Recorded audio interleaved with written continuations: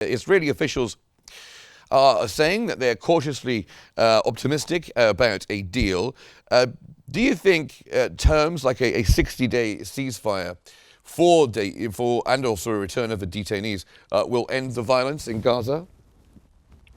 Well, good afternoon, first of all. Thanks for having me. I mean, unfortunately, we still have a long way ahead before we can say that we are reaching a permanent ceasefire in Gaza. I mean, probably the proposals that are being circulated right now are not very different from what was being discussed back in August, which is to have a temporary sort of ceasefire in order to satisfy Netanyahu's insistence that it's not going to be a permanent ceasefire. And if the first 60 days succeeded in maintaining the calm and some sort of an exchange of prisoners happened between the Israelis and the Palestinians, maybe this could lead to more successful negotiations towards a permanent ceasefire agreement. Of course, there are many issues that are complicated and that remain a matter of discussion between the Israelis and the mediating parties, namely the United States, Qatar, and Egypt, concerning the number of hostages that are going to be released and how many Palestinians are also going to be released in return. And of course, one key sticking point is the one in relation to how fast the Israeli withdrawal from the Gaza Strip would be taking place. Because, I mean, Hamas has insisted for a very long time that, it's not going to be satisfied with a temporary the kind of truce, and they want a time schedule, an exact the time schedule for the full Israeli withdrawal from the occupied Gaza Strip.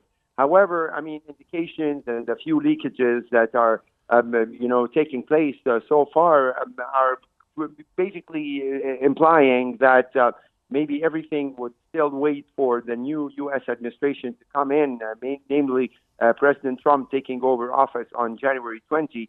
Because, again, we've seen one phone call happening yesterday between Netanyahu and the President-elect Trump, indicating again that despite the fact that it officially right now remains to be Biden administration in office and Jack Sullivan and Mr. Blinken touring the region in order to speak about Syria and to speak about Palestine, but the reality is in like almost a month, we're going to have a new administration with a different president, with a different attitude. And again, maybe the Israelis are hoping that even if they reach or announce some sort of a temporary ceasefire ahead of Trump's taking over, he would be more understanding of maintaining some sort of a military presence in Gaza for some time to come until the key issue about the day after, which is again another sticking point, who's going to be responsible for Gaza after the war comes to a relative end. Of course, if some sort of an agreement is reached, including Egypt and including Qatar on the formation of some sort of a new body that will be responsible for running Gaza and equally important to receive the outside international assistance,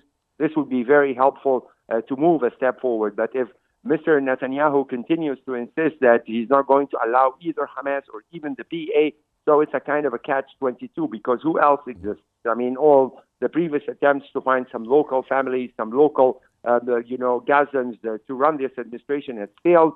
So, again, the flexibility is required from the Israeli side concerning the day after.